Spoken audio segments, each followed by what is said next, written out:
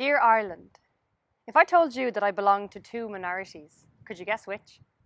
I'm a Gaeilgeoir and I'm queer. What's a Gaeilgeoir? Tá Gaeilge agam, agus úsáid me. And queer is a sort of shorthand for LGBT. These two minorities coloured the majority of me. It's Gaeilgeoir me, all day, every day, all week. I'm a Gaeilgeoir, but I speak English every day. And though I'm queer, some of my best friends are straight. Taim har tarsach, gomininic is gymionn nach cap nach aundum tush go bhfuil tú dal arum. I pass you in the street, queue behind you in the shop, rein tú duchlum sa slua ag ceolcharum tra. Níl sé bracha mo chlór éidean, ach let me be clear. Every cell of me is queer. When I listen to music, I hear queer. When I watch a movie, it's with queer eyes. Queer, my every action from birth to demise. If I marry a man, that will not make me straight. Is few is me a béarlóireacht, ní béarlóir me. Pia mer merla wahala tain, mar farir, ní bhíonn fochedal sa bhír hail. Ach tá codanna díam atá do astratha. Tahi, hanúil, nach muinin ach linne. Mo galúphobal a higgin gach shulla de mo chuisle tá siad Gaelach, Aitach, Beobachach is muisha with them. I fizz and buzz because our chat has no gaps. We talk Shanos and the George and laugh at stories about apps. Is ní gádum mé hain a chur in a rúnt. Mo chud Gaelge a bhuca, na ma Aitachis a Oíche. Ag an grosfalach seo idir Gaelach is Aitach, tá haar ann sa dá champa nach bhaltíon ach rih leatdíam. Gael a héanaan na gays in a mask agus ati go átíonn nach Aerach ar danga. But our wildest dreams are realised in Gaelge too. And our rainbow souls are ancient, not edgy or new. The Aerach is éire fitte fuirte ón géad lá. Ein uair a airíonn tú éire, airg na línta seo. Mise Aerach, sinna mé ná caileach vera, crus na sagart, teacht na nghail ná fiú an tanam éire. Mise Aerach, bhí mé ann I measc na níní ar thrasnig drithe talún atá anis faoi hin, na fearbollag, is na mrá, is ar sinsear neamh dhéanartha, tá mise Aerach. Tháinig mé ar an lung a cheol amargin hain gohéireann, do bhí mé ar a gladach lena altu ann. Is aniu, is éireannachas ag leathanú amach, le ilcanálachas il data a bhanú isteach. In piamarh, má cluiseann tú mé, nó má tá tú fós a léamh. Ná de rúd gur ann-dom. Mise Aerach, Aitach, Grábhar, Gaelach. The Griffór, the Grethar, the Hauki is the star. Don't make me a stranger in my own home. Ná de rúd gur ann-dom. Hi, chuirde is Mise Ciara Ní É agus ba mé I cur láthair beag an filíochta roimh Tá mé anseo I mbíonn scealaigh I géirí heas agus tá mé macónaí le grúpa cóide le linn na dín glasála. Bhí easlam fánaigh sa Gaeltacht ach nílas gom cén sais Gaeltachta mar nuair bhíonn sordéirsúil sa chathair is mín lem a bheith arás ann. Tuis go mbuinm leis an bubal Aitach freisin, tarlíonn anna cuid imeachtaí a bhfuin leis an bubal Aitach sna cathracha agus braham bhfuil cinál taring down I gcónaí dom mar sin. I bhunaigh mise agus ón McAvoy an cóirgrúpa alín Aerach.Aiteach.Gaelach in Éirinn agus tá man dul ón neart gneart ó hinine le is grúpa aliantóirí muid a bhíonn Gaeilge á úsáid acuin agus bí muid a takeíd lena chéile ag co-aibrú agus tá planan na Mhór acuin tugraí iontacha a chur sa túil nuair a bheas an saoile ais. Scríbh mé an dáin seo faoi srá greengraph. So fuair mé srá greengraph ón ollscoil sa bhreatain beag agus bhí siad a chur le chéile taspáintis agus iad a géirí go scríbhing dáin mar ragra ar sin mar aon le anna cuid scríbhneoir eile. Agus bhí na pictóirí go háling agus bhí anna cuid ruí deasa le feiceáil an tú capúil agus na sléite agus tá an bhreatain beag go háling. Ach cumála sin bhí pictóir ann den greengrafador I féin agus tá si go háling. Agus ní raibh mé bhí ar dús rinne mé iirecht an dána scríb faoin na rudí eile nach í ach ní raibh mé an agus an tanamatáir seo ná iarmhaircht. Iarmhaircht. Burras de scríb faoi chuirib an chapel is suaimhneas na túthe sa chlapthol is bog ná an bhean ina lí is sa slionáin fínealta, cuair mealtach a droma, a cromáin a cum. Míonta mo chrí ní minic a riníam ach músclíonn a maise mo chócas lum. Is mé an curán gealaí, is súil le bhealán, is cuineamanacht ganí taobhlum. Lí, braham dúlgus a bheith scríb an Gaeilge go puinte, rud atá cinál at tuis nach caiitear thuúchas mé fiú ach is tócha gur cuid bhór am a héal í agus bíon cuid am a héal in Gaeilge agus bhfuil cíal a bheith scríb sa teanga. Tócha go scríb an Gaeilge nuair tá mé ag smaoinemh an Gaeilge. Brahan sé ar cén tám den lá a bhúlann smaoinemh mé agus cén áit in a bhfuil mé. nó dá mé na scríbhíor ag an na hála trí Gaeilge achtra nó le héad is tócha go méid an dáin sin in Gaeilge. Ceapan go bhfuil mé ag cinál níos compórtaí a bheith leocalach inis agus mé scríb, beidir nuair thosa mé amach go raibh mé rómhórtha faoi cad a ceapach daoine. Agus bhí mé fós a scríb faoi rudí a bhí garda mo chuirí aber nuair scríb mé an dáin cealta, bhí mé caint faoine bheith atoch agus cé go trína céile a bhí mé gur daoine i gcuine comhanas pósta. Ach ag an am céine le níorbh mé an mhuith go poiblí a gceart ag an am ach bhreath mé go raibhar an dáin seo scríb mar raibh sé comhtábhachtach sin dom. So bhí sé sin leocalach ach ag an am céine inis braham go bhfuil mé níos oscailte arís agus go bhfuil mé in an kind of rudí mothúcáin léirú agus Stephen a léirú ina bhfuil mise lag agus gan cuacht agus a lehéad. Conas is féidir lum chur síosaí an bhirthaí. She wears many hats agus go leor pair de brogi. Drifór, inín, Mhór, ultra, múntóir, banantí. She's a pilot, a doctor, an engineer. She's whatever she wants to be. Phenomenal woman. Sin í. Is mó ban in isise a bháin. Pelador, cluiche every Sunday, ag immert son naman, son a cunté, a son féin. She's a hun, ag immert the hun. Duine den acma úr peladóí, gascíocha, lecíocha. She's a 10, a knockout, durnálí, lagtar í gach lá agus fós, Éirinn she. She's Katie Taylor, champion no horpa, champion on Down. Is mór an sport í, is léach mór sport í. Tá cusa iontacha eici, is iontach an cusantóir í. Ní hain inu, is ban í. She's an expert at deflecting unwanted attention, perfecting the art of rejecting without collecting enemies. Ban no, ag ober luan gehina for the man. 10 hours a day in a glass box with a pack of jocks who communicate chiefly in locker room talk. She tunes it out, works hard round the clock. Call her bossy if you want. She'll soon be the boss. She's a fast woman, a réba suas na parka.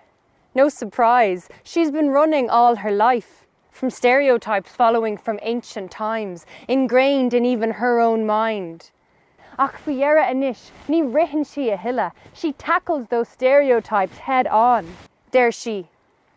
Tom bhunaigh, is ní winnin sé sin diam, cuireann sé lum. Is lú classy me, le passion, agus ní hainam, gur spatialum fashion. There's nothing wrong with being bottle blonde. Painting your nails doesn't make your arms less strong. I am all you can imagine, and more beyond. An rud nach féidir, ní féidir é. Bin adorú léhi trá, nuair a bhí sí géirí déanamh amach an raibh aon bhealach isteach andaí go seanachlub na bhar. An rud nach féidir, ní féidir é. Ach tá siise có crua céine leis an níomant san áine ar a lámh. Íhannta iste madnacha lua, dígras le núnach, biú é an dua.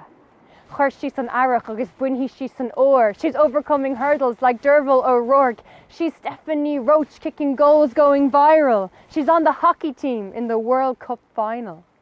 And I stand in awe of all Maná like her, atá ag tógal a Mally hain and paving the way. An rud narv éidir trá, is féidir inisé. Féach arhí, is féidir é. Ní deirhin gur bíonn filíocht mo fashion, ach ceapam go ggólíonann sé rud éigean anm. Tugann filíocht deis dom rud éigean a rá agus rud éigean a chur núil. Filí coimseo a héint bhaim is bralam cé tempest I gcónaí spreagadh olmhór iad domsa idir filíocht agus ceol agus cur láthair. Tá mé antócha le ban ilí na Gaeilge, aber Aerach Macé, Alvin I Garbhí, Ciara Ní É, agus cé eile cuardam a lua. Tá mé antócha go Joe le Denise Teile, tá rudí dochreite a dhéanamh. An mion fánar am dul siar ar cháin. Bíonn, is dócha nuair críogníim gach dáin áfach go néirm lomhéin. Ok, tá sé sin hart agus caithfidh mé ghlacha leis, sin an iireacht is fearr greibh mé an dhéanamh ag an am agus níos caithfidh mé bug aráig agus don nua a scríobh. Agus bíonn cin an nóir arm faoi rudí a dúirt mé. Mar bhíonn ar gach duine, nuair bhraíonn tú siar rudí ar Facebook nó Twitter. Ach, seasamh leis mar bíonn mise ag an am.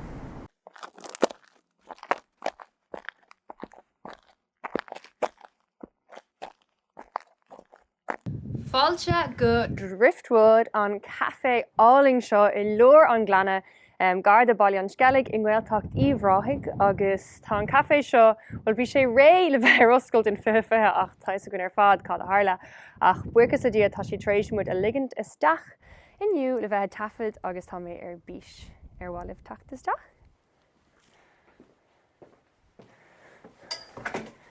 Fáin go bheici sibh na ráicne.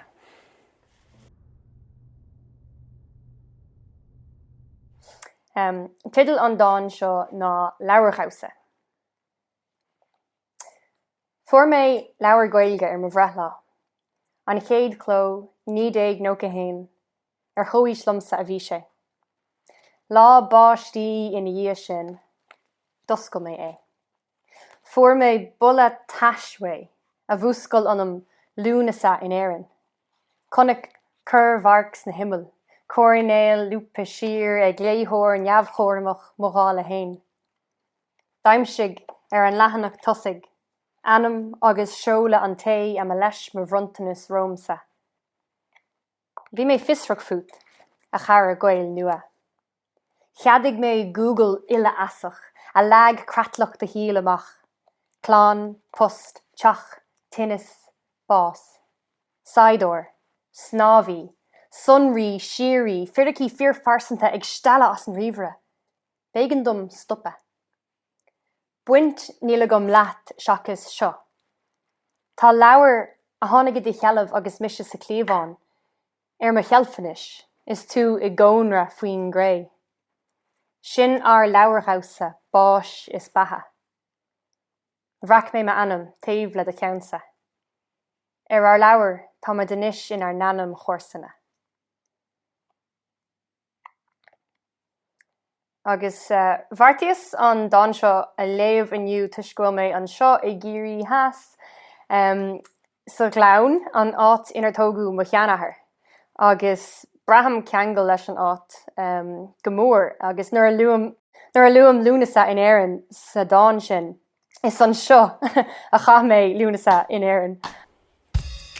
Tidal an fiasa seo ná rudaí is mó nach maithlam faoi bhanána Éirinn. No mar hidal málartach, litir oscailte chuig Ciara Ní É, úsáideoir an tíomh boards.ie. Agus cúra an scéal, ná gur léim mé postáil ar boards.ie faoi Éirinn agus tíir de bhí scríofanna, chuireann si I gcuimhne dom na rudaí is mó nach maithlam faoi bhanána Éirinn. Rábhar, gráine, bhéal scéalta, caitheann numarchas midí agus lándaí hain. Rábhar, gráine, bhéal scéalta, caitheann numarchas midí agus lándaí hain. Scrífa ag Ciara Ní É ar an 8 bhína saona 2010 ag 10 is títhe. Ráir grána bhéal scéalta an numarcha smidí agus Londain hain. Ar léibdom na hadiachtí sin. Bhí mé srágtha, agus bhartaigh mé déir a ragart. Ráir grána bhéal scéalta an numarcha smidí agus Londain hain. Ráir grána bhéal scéalta an numarcha smidí agus Londain hain. Lei mé do lista díreach an sin, na tréthe nach maithleat I mná na Éirinn. Dús, ní ráir an bhean úd, ní cnábharlachaí, but it's not 2002. Bhfuil tú uig nach déir, nach bhfuil aine I de héal, bhfuil sé dachar ar tacht ar bhean chéile, nó céin fá eile go gatha ihe ine ag ghearán faoi chorp na man ar lína. Ráir grána bhéal scéalta an numarcha smidí agus Londain hain. Ráir grána bhéal scéalta an numarcha smidí agus Londain hain. Mar bhasala tá grána soch páistúil, éasca le rá is dachar a bhréignú. Détá é a thuirt ar dhuine amháin, ní le gachéin bhean a hitas tú in rá. Ach déir is suntasach do thorm gur míofar iad man ná eile na Éirinn. Na ríonn sé fát ionadsa dála an air a déir go bhfuile iarfartathe ar fad ar mire. Ráir grána bhéal scéalta an numarcha smidí agus Londain hain. Ráir grána bhéal scéalta an numarcha smidí agus Londain hain. You know, tá teoiric a gom, na fér a hílann gur deise man ná go ná dórtha. Rainan siad freisin rud éigin eile, nuair a eicinn siad ban gan smidú arthaí. Bhfuil tú tuirseach nó tín a ifríonn siad bí. Faoin smidú is dócha nach dtéigeann tú tada dar leat go bhfuil áileamh Kim Kardashian ná dórtha. Ráir grána bhéal scéalta an numarcha smidí agus Londain hain. Ráir grána bhéal scéalta an numarcha smidí agus Londain hain. Sean bhaslathe iad bhéal scéalta is Londain hain do bhunaigh, is bhrála mí de héine ach for riar tá bun chaidhlingt ann sa chuí gur ban mé ag caint os cór an tíl. Déir, an bhfuil saona suirt lom, có scéalta den bhéal, dín hénig comhlán. An mis a lista amachchas amach, an bhfuil na tréthe ar fad le sunrú anam. Ráir grána bhéal scéalta an numarcha smidí agus Londain hain. Ráir grána bhéal scéalta an numarcha smidí agus Londain hain. Áitigin sa tír seo is ann do Ciara Ní É a rada amach a chuid póramí lofa. Taobh hir dá scáilán, a nahanid, I bhullach, na míle Ciara Ní, bacach is brocach. Déir sé gur hit band na telly chun fheola, is sé cromtha ar an tullaigh Mhór ar a bhullaigh, mar is cuma leis an saoil má tá Ciara Ní ráir. Is cuma sa teochló é bheith grána, níl déir béal scéalta. Labhraíonn sé, tá rialacha éagsúla aige do bhunaigh is dó hain. Ní bhíonn an numarcha smidí air, ní bhíonn puoin, níl sé lán leis hain. Tá sé lán do bhuinín. Ach, gach ban in Éirinn, mise san óra? Ráir grána bhéal scéalta an numarcha smidí agus Londain hain. Ráir grána bhéal scéalta an numarcha smidí agus Londain hain. Ráir grána bhéal scéalta an numarcha smidí agus Londain hain. Ráir grána bhéal scéalta an numarcha smidí agus Londain hain.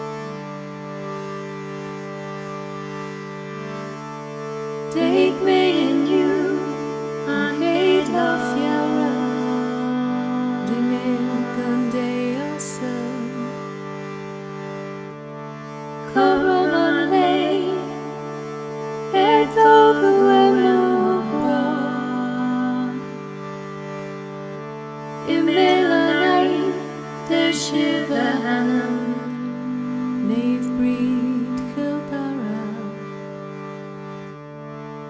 Ban Sagat Bandia Banis Nave my soul friend Manam Khara Thaler Heathlick Sheath or Tiller Clues Govaning Bleen Thala Take me in you Kamuling layer now Anish Reiner Midlaw Fela Then I'm Baha Reiner Murar Laba Ban Sagert Bandia Ban is Nave Maradort Manam Khara One without a soul friend is a body without a head. One without a soul friend is a body without a head.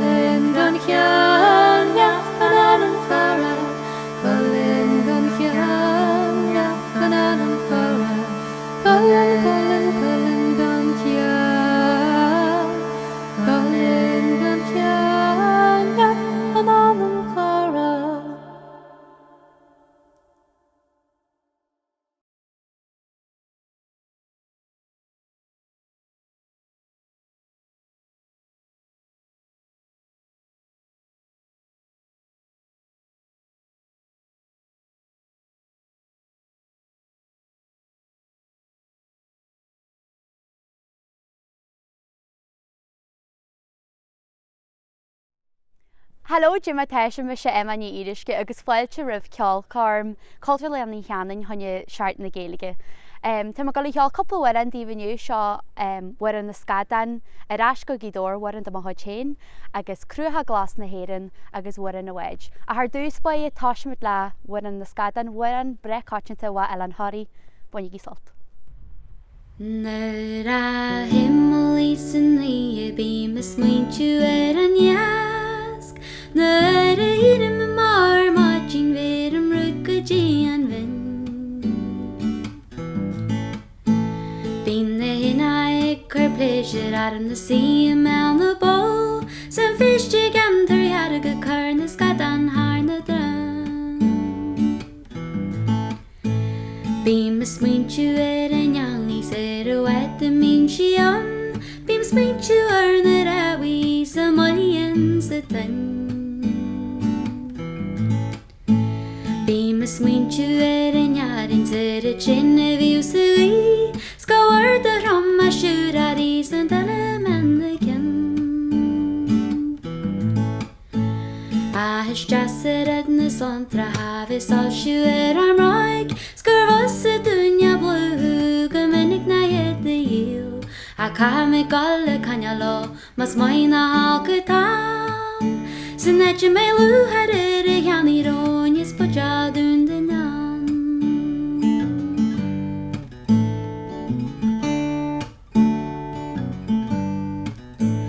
Ner a hím cáis na tiniu bí mas muintú an am Aroma hins mo haraba go muir war na dom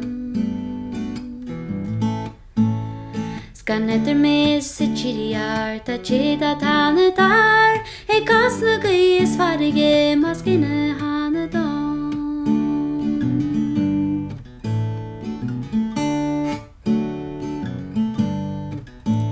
A hana shitem ma his this ma giri lo brocha chin Ní alma dúga brela Bhruiséil go sintir me sa gil A A bhéir matú daanana glóide mar thurma seama am Rucail ar na farige más cinna hána má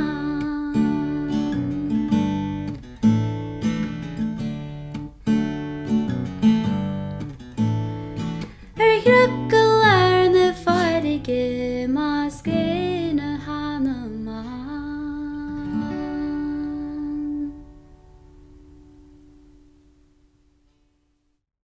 Is a scríbhneoir agus thoisiime ar a cheol na a bhí me níos óige, bhí me ar a gcónaí bula gitar na a bhí meid sa te agus bhí se géisteart le rock, pop, agus bhí mo bhathir géisteart le rudí bhí ar radio fásta, so más gan marí de an rud a bhí gáil.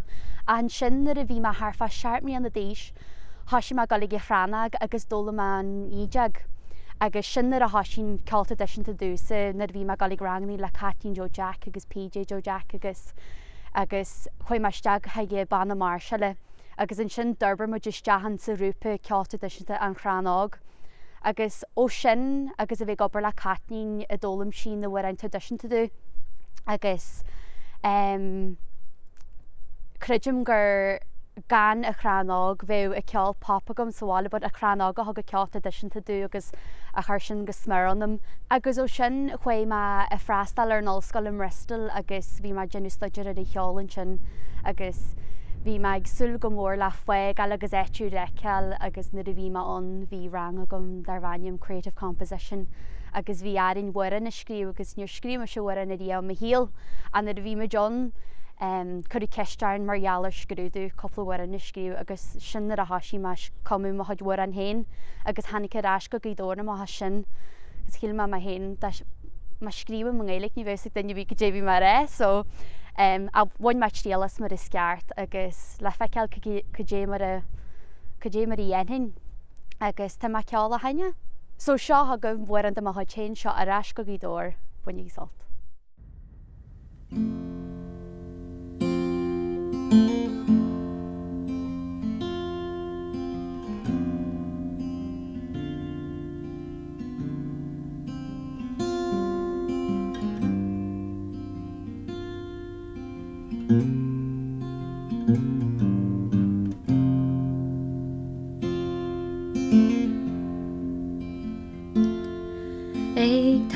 tSualainn na bhaile dú smégur go má ar an eileart fan cheantar gcuidóir.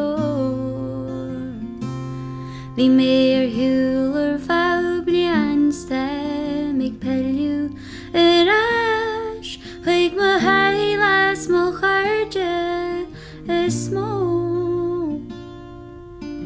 Chuoi mé thar céile Bhí is inú ar an sméigeán a bháin go am si chuoi ar marí arás go gcuidóir bí mo gaí.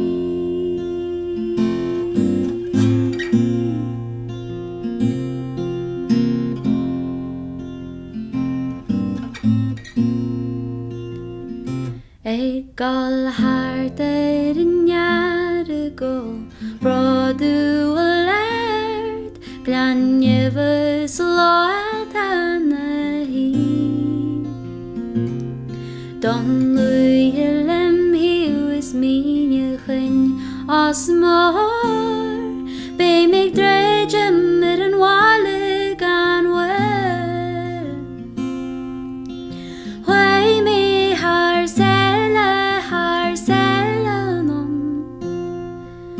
Bhí is inú ar an sméigeán a bháin go am si chuoi ar marí arás go gcuidóir bí mo gaí.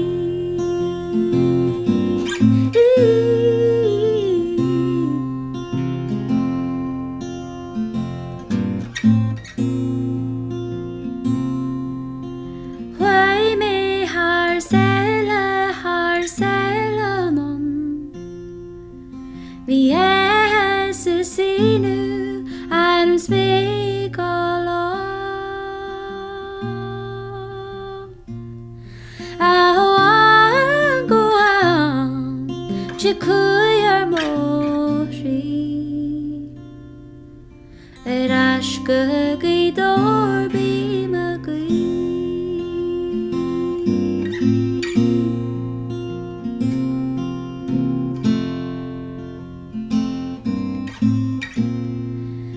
gaidor bí me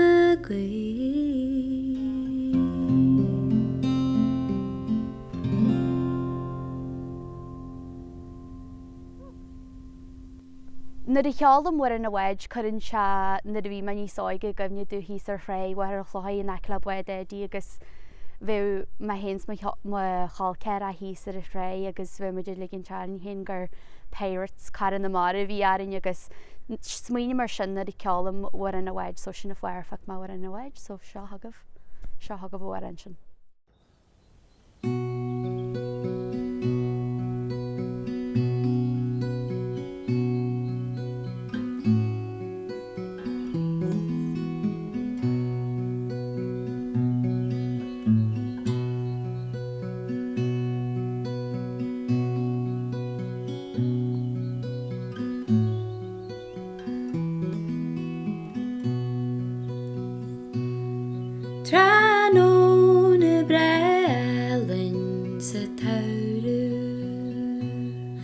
Bhín small ar réamh I gáil cheol is filíochta na gréine san uisce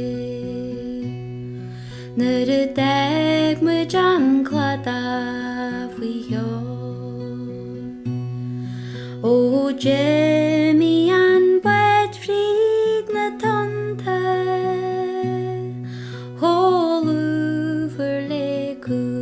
tSualainn mhór is bhéal na scéalta na nalla a Nua-Eabhrac ar bhunaigh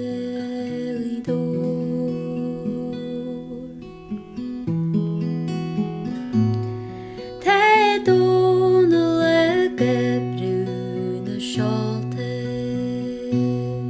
agus sé mo sé ar an siúd is daimhne san tíolar na pleistí gael go héasca an siúd Tá ronda na líar an chladá stan faoi an mór geall ar an tau is naimhne nniu a fleistí gáil tras na namara sa bhaid.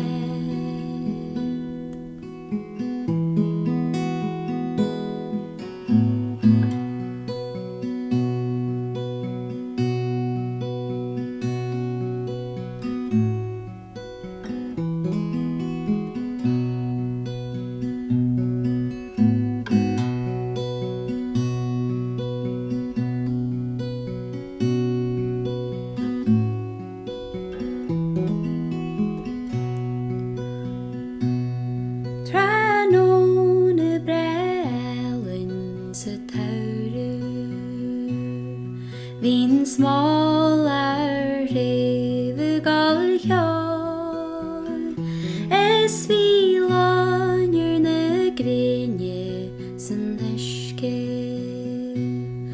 nuair a d'fhág muid an cloisteáil faoi cheol ó Jimmy an buid fríd na tonta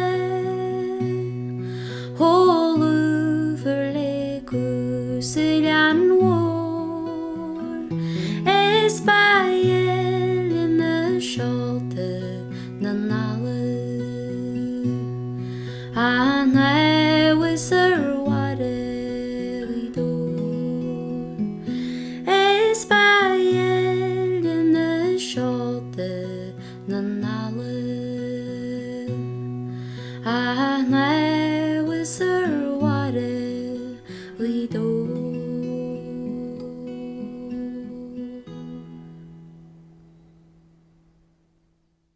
Bhfuair an dearna tá go le cheoldaíomh an áirt na cruatha glas na Éirinn seo bhfuair an adóla má bha catín do Jack agus bhreile mé cheáil am ranní agus tá chríos tíon agus sílam gur bhfuair an den Sky tháinig an éileart a bhfuil agan seángaí dóir le na sléifte agus na tréinaí sa an rud a bhfuil agan so seo go cruatha glas na Éirinn.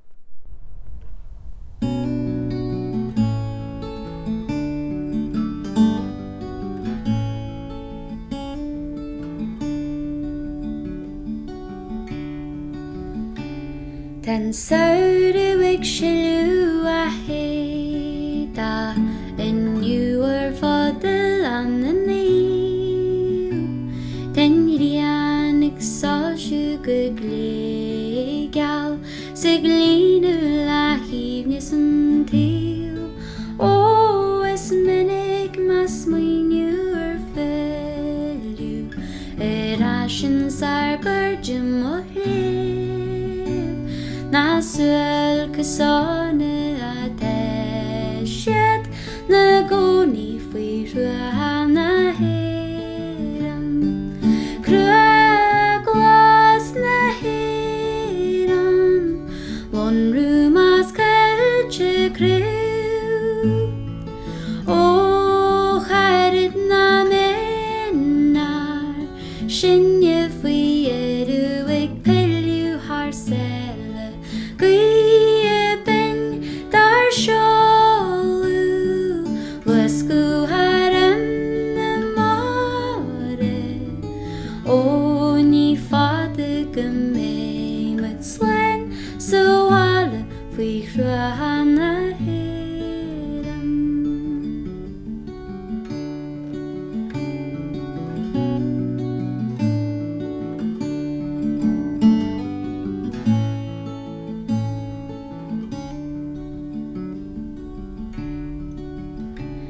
Is fada an lei ó deagmuid ar málas ar muintir imrón. Ag dréimlinn ar bógaí a líonú, thar céile le harigid leor. Ó, na cuma ma téimeid ag piliú, gan pinin ar bógaí farír. Ten tlainte go fáilinn ar gréile, ag piliú ar ruatha na Éirinn. Crua glas na Éirinn, lonrú más cailte craol. Ó, chairid na ménar, sinne faoi Fhíoruisce filíochta céal. Gníomhaí dar seolú, oscailte na Mhór. Ó, ní fada go mé muid tSualainn tSualainn faoi ruatha na Éirinn.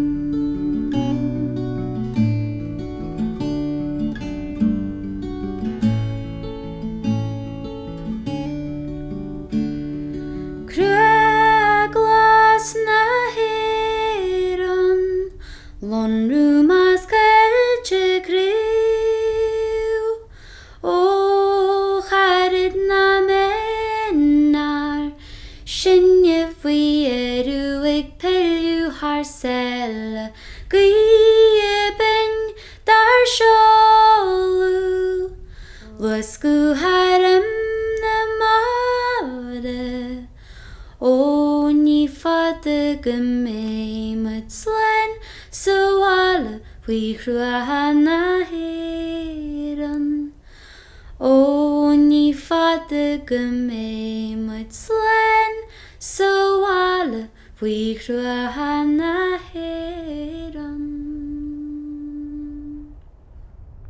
Well gur míle maigah sin deú le chudsa an íon áirt agus tSualainn gur bhain sibh sult sin másasca marí den na bhfuin bhfuil dúlagam son agus bhar an domáidtéin ina másc fásta. Gur míle maigah de cloisteáil hanan a th ceistarm an ceolcarm seo dhéanú agus bunaigh sult as an chuide le seaart na Gaeilge sláin.